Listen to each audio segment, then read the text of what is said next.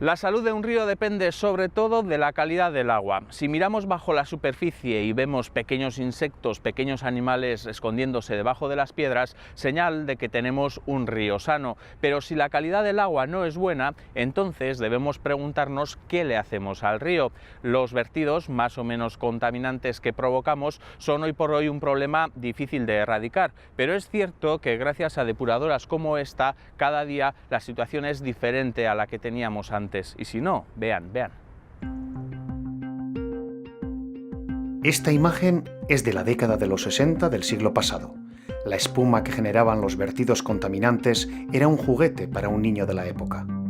Hoy, ese mismo lugar tiene un aspecto muy distinto. Estas otras también son imágenes del siglo XX. Este es su aspecto actual. Es evidente que hay cosas que han cambiado a mejor en los últimos años.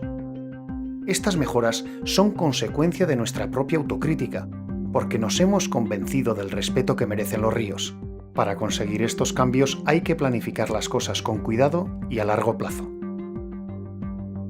Los vertidos siguen existiendo, pero hoy la persona, empresa o depuradora que vierta a los ríos el agua que ha utilizado para cualquier actividad que pueda generar contaminación debe tratarla previamente y además está obligada a pagar una cantidad de dinero por ese vertido.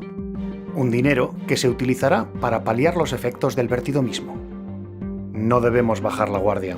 Siguen produciéndose vertidos incontrolados, ilegales, y no siempre es fácil dar con la persona responsable.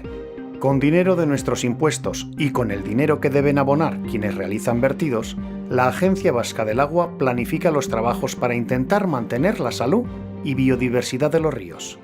Hoy, afortunadamente, las aguas de zonas muy industrializadas y urbanizadas empiezan a recuperar buena parte de la vida que perdieron durante décadas.